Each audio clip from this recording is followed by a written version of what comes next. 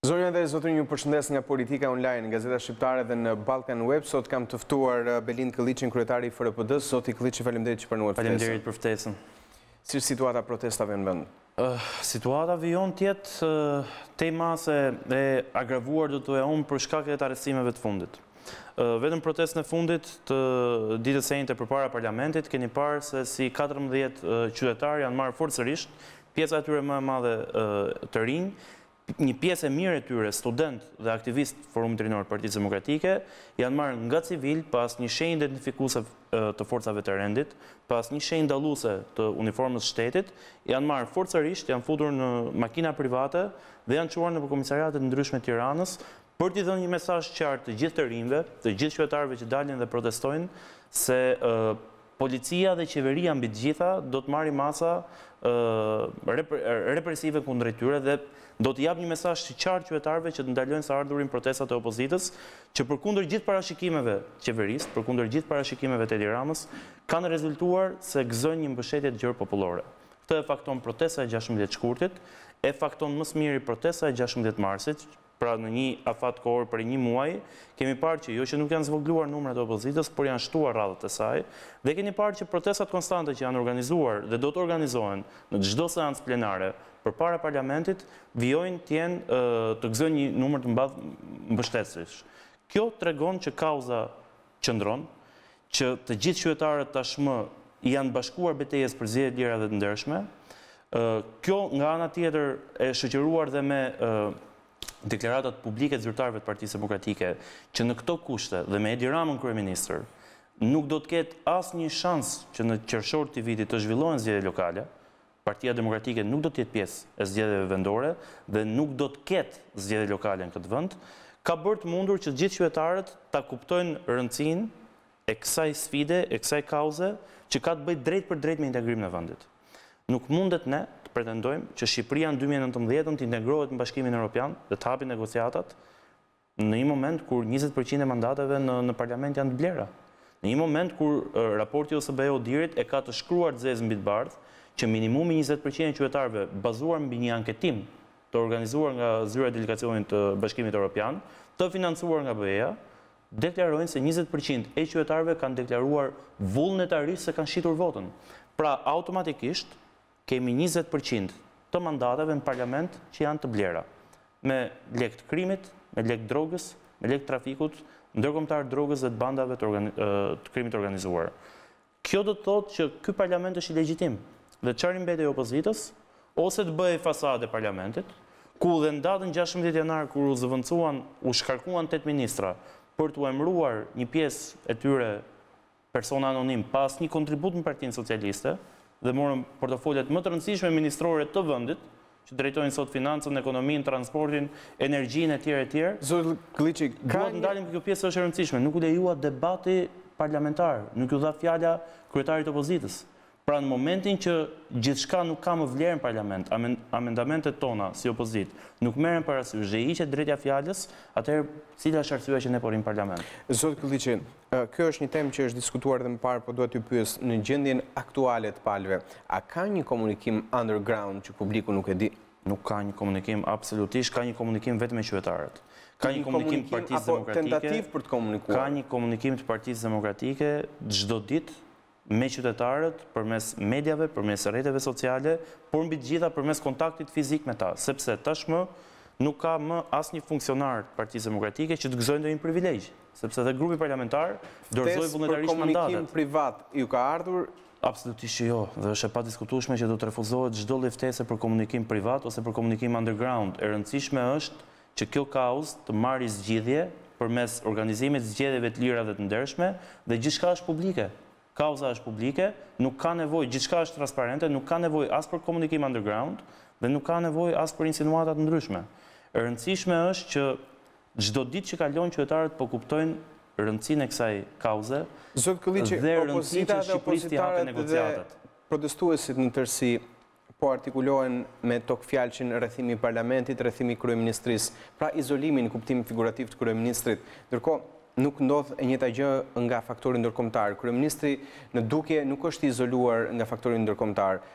Nuk e di nëse ke një informacion shtesë. Po sigurisht përkundrazi. Ju e keni parë që gjatë kësaj jave kryeministri ka patur një vizitë private në Berlin, në cilën askush nuk ka asnjë informacion se cilat janë takimet që ai ka zhvilluar. Është kryeministri i një vendi, nuk është një qytetar do si do, një individ i zakonshëm i këtij vendi. Ka shkuar në Berlin dhe zotëria është refuzuar nga çdo titullar i Berlinit zyrtar për t'u takuar. Është refuzuar nga çdo zyrtar me cilin ai ka kërkuar takim. Ka ndalë dhe lajme tjera në mediat, si kur ka patur vizita private në spitalet ndryshme, gjëra që nuk kanë të bëjnë me pjesën politike, kanë të bëjnë me shëndetën e tij, nuk e di, nuk marr përsipër t'i komentoj.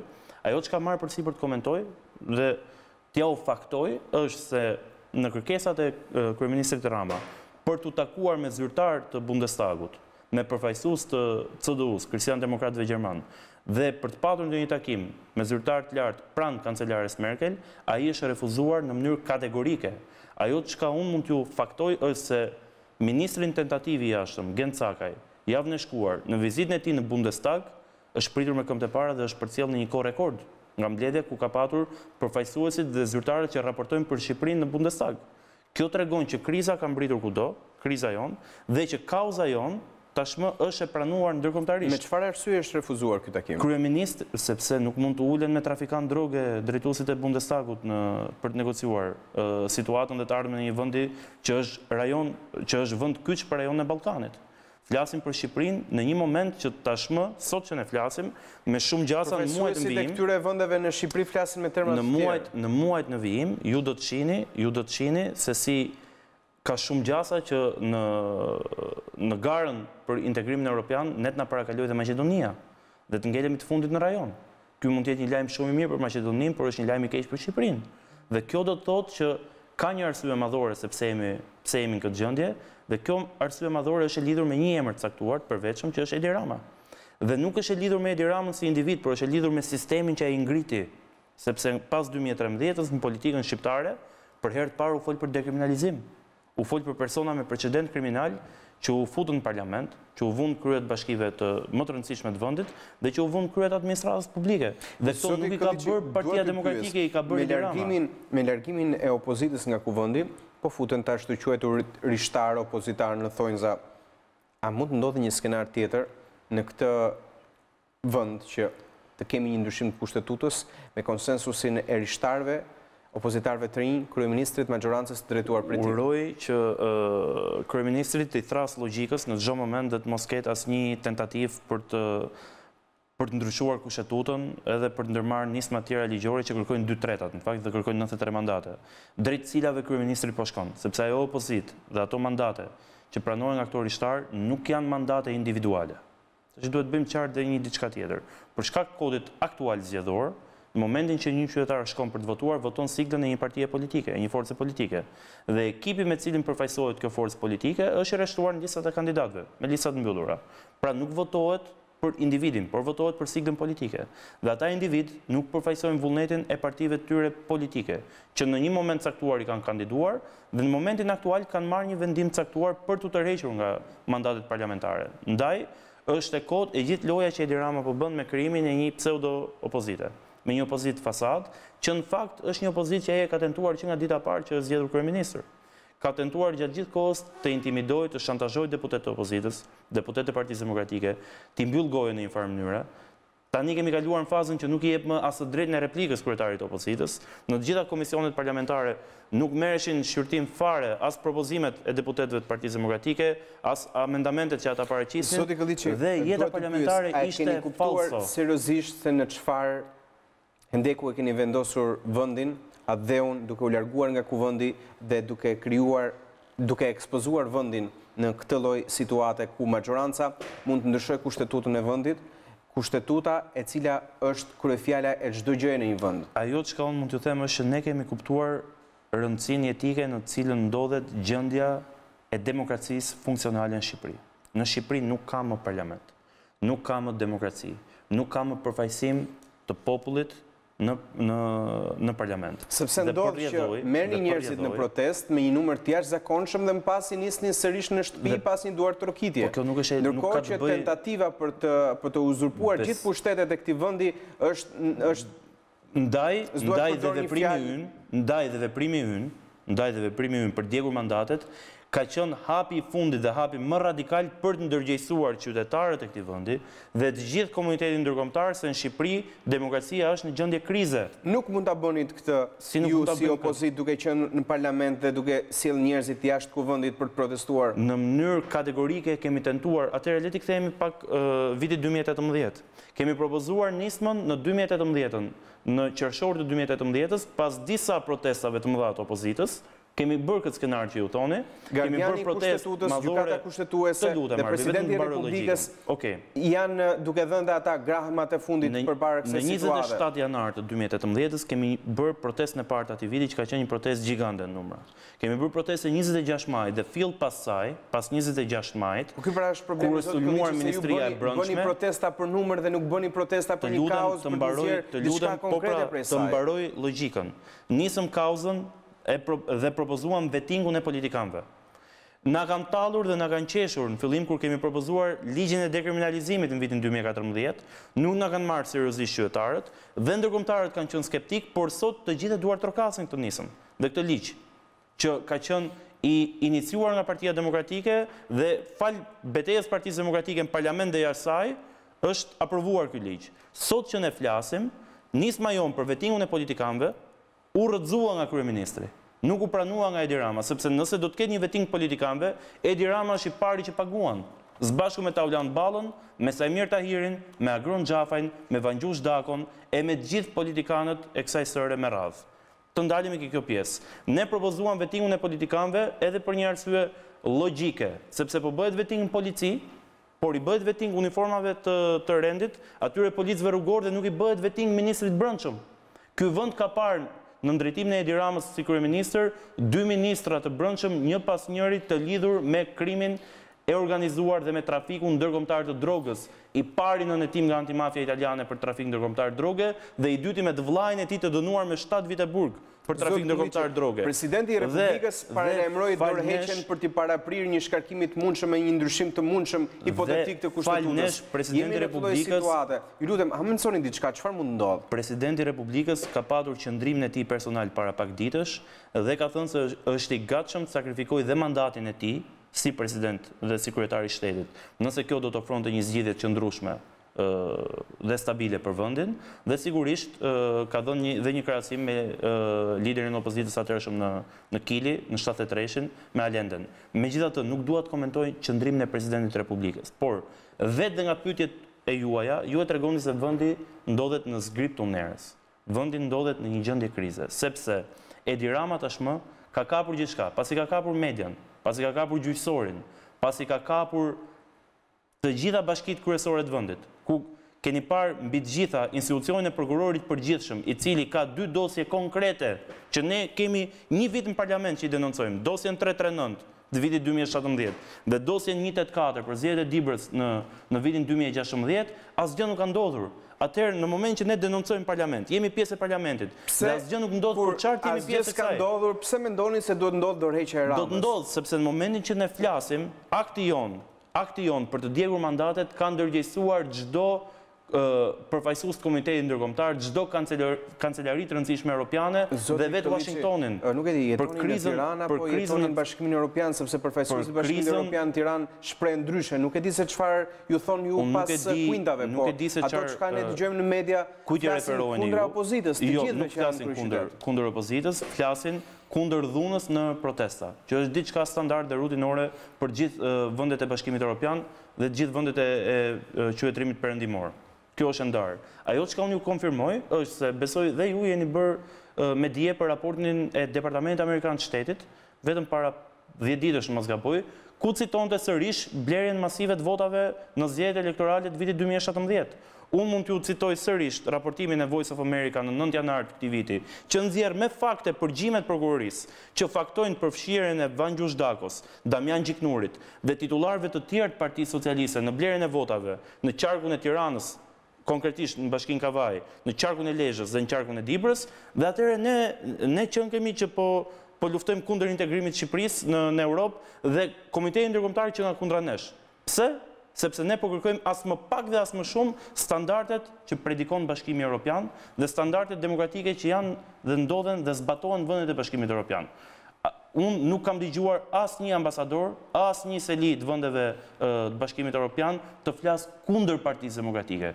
Kanë folur kundër nocionit djegjes mandateve si koncept, sepse kanë një shqetësim që mund vendoset një precedent, por është e pa precedent situata në Shqipëri. Nuk mundet ne të hiqemi sikur në Shqipëri jeta funksionon normalisht, sikur gjithçka është normale. Në momentin kur e keni parë javën e shkuar, ministri i Brendshëm ka shkuar në një sallë për të bashkëbiseduar me studentët në Universitetin Aleksandër Mojsiu në Durrës dhe ka patur më shumë bodyguard se sa student dhe dëgjues dhe lektor në sallë. Kjo është një situatë anormale. Dhe në këtë situatë anormale nuk e ka futur vendin Partia Demokratike, por e ka futur vendin Edi Rama dhe Partia Socialiste. Hapi i radhës i opozitës. Hapi i radhës do të jetë për ditë krah qytetarëve. Ju e keni parë që ne tashmë nuk kemi asnjë Zoti Këlliçi, fjalët standarde le ti kursejmë sepse është një situatë ku arbitani, domethënë sot që ne flasim. Nëse do të ndodhi një ndryshim i kushtetutës, i kuptojmë të gjithë pasojat e saj. Unë do të dal nga këtu, do të shkoj në drejtorinë e policisë Tiranës sepse vijojnë të jenë student të Forumit Rinor, Partisë Demokratike të arrestuar. Kjo është detyra juaj sa kohë jeni kryetari i forumit. Ndërkohë që funksionar ish deputet Partisë Demokratike dhe drejtues Partisë Demokratike do të jenë në kontakt me familjar të atyre qytetarëve që janë arrestuar dhe që mbahen të prangosur pa asnjë arsye, pa asnjë fakt, pa asnjë evidencë në drejtorinë e policisë Tiranës ose në komisariatet ndryshme. A e kupton opozita përgjegjësinë e saj në këtë lloj momenti që do t'i japë një rrugëzim situatës ose mos t'i bëj keq vendit në integrimin evropian? Do të jemi krahë, po pse po i bëjmë keq vendit? Pse po kërkojmë zgjedhje të pakontestuara? Jo, s'po flas për këtë. Pse po kërkojmë zgjedhje të lira dhe të ndershme? Jo, s'po flas për këtë. Kjo është kauza, kjo është beteja. Beteja është për të hapur integrimin evropian të Shqipërisë. Beteja është që ne mos vim prapë qershorin e këtij viti, që me shumë gjasa fatkeqësisht do të ketë një vendim negativ për hapjen e negociatave, sepse dhe europianët janë lodhur tashmë me këtë qeveri që nuk dëgjon dhe nuk zbaton asnjë kriter që i vendos Bashkimi Evropian. Beteja jonë është që më në fund kemi një qeveri tranzitore që organizon zgjedhje lira dhe të ndershme, të pakontestuara, le të fitojë Partia Socialiste, nuk ka asnjë problem, por të fitojë me program dhe jo me ofertë ekonomike 50 deri 100 euro për votë. Jo në momentin që unë dal dhe flas me qytetarët për rikthimin e taksës shesh, për hapje të vendeve të punës, qytetarët përgjigjen që Partia Socialiste, filan deputet i PS-s më ofron 50 euro sa jepni ju. Po ky është fenomeni që ne po luftojmë. Pse kështu hapen negociatat për Bashkimin Evropian? Absolutisht jo, dhe ne do t'i shkojmë deri në fund kësaj beteje, sepse kjo betejë bëhet për standarde europiane, për standarde që ne i aspirojmë dhe i ndrojmë që nga dhjetori i vitit 90, pasi u rrëzua sistemi diktaturës, dhe mbi të gjitha për të ardhur një moment që këtij vendi më në fund t'i hapet drita e shile për integrimin evropian. Zgjedhjet e pritshme, zoti Këlliçi, sa gjas kanë të zhvillohen? Asnjë gjas, zero. Dhe mund ta regjistroni këtë deklaratë, nuk do të ketë zgjedhje lokale në qershor në Shqipëri nëse Edi Rama nuk pranon kushtet e vendosura nga opozita për të garantuar zgjedhje të lira dhe të ndershme. Zoti Këlliçi, besoj që jeni i ndëgjeshëm tek sa shprehni për deklaratën, po, 100%. Sepse zgjedhjet nuk i vendos opozita, vendos ligji. I vendosin qytetarët me pjesëmarrjen e tyre ose jo. Që do të thotë që të jeni të bindur që kauza jonë, për shkak të mbështetjes madhe që kanë në popull dhe tek gjithë qytetarët, ka bërë të mundur ndërgjegjësimin e çdo qytetari për nevojën etike për të mbajtur zgjedhje të pakontestuara dhe zgjedhje të padeformuara, që votat të numërohen ashtu si kundër hidhen në kuti, dhe që 2 ditë para zgjedhjeve të mos mirren kartat e identitetit për të intimiduar votuesit, të mos ketë votim familjar, të mos votohet me kartat e emigrantëve dhe të ketë zgjedhje të lira dhe të ndershme. Kjo është e gjithë beteja që ne po bëjmë. Për të mos folur për gjendjen ekonomike të vendit, për të mos folur për mungesën e investimeve të huaja, për të mos folur për mungesën e rritjes së rrogave dhe pensioneve, etj, që janë të gjitha 1001 arsye që kanë bërë qytetarët të rreshtohen krah opozitës në këtë betejë etike. Së fundi, por jo për garancia, duhet t'ju pyes për deputetët e rinj, ata që vinë, sikundër se e cekëm dhe në fillim të këtij emisioni, si rishtar opozitar në mënyrë tjetër. Si komenton? Nuk kam asnjë koment. Zgjedhje personale e tyre, po e ritheksoj edhe një herë. Ato mandate nuk janë individuale. Janë mandate të forcave politike, sepse qytetarët kur kanë dalë për të votuar, kanë votuar forcat politike dhe koalicionet. Në zgjedhjet e 2017 nuk kemi patur koalicione midis forcave politike, por kanë votuar forcat politike më të mëdha të vendit. Dhe duke qenë se është votuar sigla, ato mandate i takojnë siglave të partive dhe të forcave politike. A distancohet forumi juaj nga aktet e dhunës nga të rinj të cilët atakojnë apo në mënyrë tjetër sulmojnë deputet të rinj? Po pa diskutim, nuk mund bijem dakord me asnjë akt dhune. Jo kundër deputetëve, por kundër askujt, kundër asnjë qytetari thjesht, kundër asnjë force të policisë. Keni parë që në protestat që janë organizuar, si në shkurt, si në mars, keni parë të rinjtë Forumit Rinor, që kemi bërë kordonin e parë para forcave të rendit, me shenja dalluese në krah, për dhënë një mesazh që betejën ne nuk e kemi me forcat e policisë shtetit, nuk e kemi me uniformat e shtetit, dhe mbi të gjitha për dhënë një mesazh sensibilizues për gjithë qytetarët që nuk kemi dalë për të ushtruar dhunë. Keni parë të rinj që i kanë dhuruar, keni parë vajzat e forumit tonë, që i kanë dhuruar lule vajzave dhe zonjave që shërbejnë në policinë e shtetit, keni parë gjeste simbolike, keni parë protestën e heshtur që kemi zhvilluar me vajza dhe me fëmijë që mbanin maska kundra gazit të vendosura në fytyrë, sepse ne dalim protestojmë në protesta tërësisht paqësore.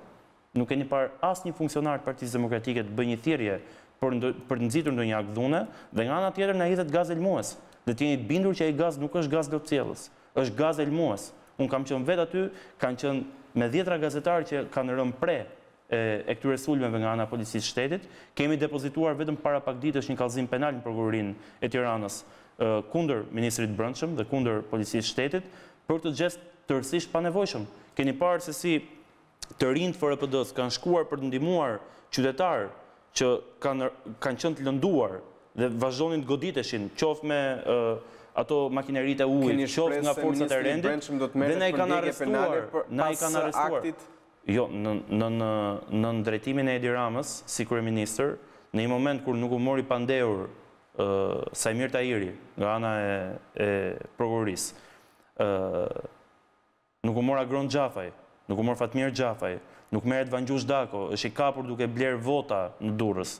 Nga vetë përgjimet e prokurorisë janë mbi 60 orë ende të pasbardhura të përgjimeve në prokurorinë e shtetit që flenë, dhe prokurorët e kësaj dosje janë ndruar mbi 3 herë, në momentin që është kapur Damian Gjiknuri duke bler vota, dhe nuk janë dënuar, sigurisht ne nuk kemi Don Kishot që pretendojmë që Edi Rama do të arrestojë ministrin e tij të brendshëm pse elmoi opozitën. Edi Rama e kërkon këtë gjë. Pikërisht për këtë arsye duhet të pyes, nëse të bëjmë një prognozë nga nisja edhe përvimi i gjithë protestës, a keni një parashikim afatmesëm dhe afatgjatë? Çfarë do të ndodhë? Kush është pritshmëria juaj afat shkurtër se do të ndodhë diçka vërtet në këtë vend? Pritshmëria është që do të vi momenti kur jo do të vi momenti, sepse po do të vi një moment, po se nuk mund të ta jap as me ditë as me orë. Po nëse s'keni një pritshmëri do të thotë që ju realisht nuk nuk mund të jap një pritshmëri me ditë se sa ditë do të zgjas çmenduria e Edi Ramës. Nuk po them, nuk po flasim me sekondë. Çmenduria e Edi Ramës për të tentuar deri në fund për të krijuar një opozit fasad në parlament, dhe për të qëndruar i pashqetësuar nga opozita reale në parlament në vendit dhe në krye të shtetit.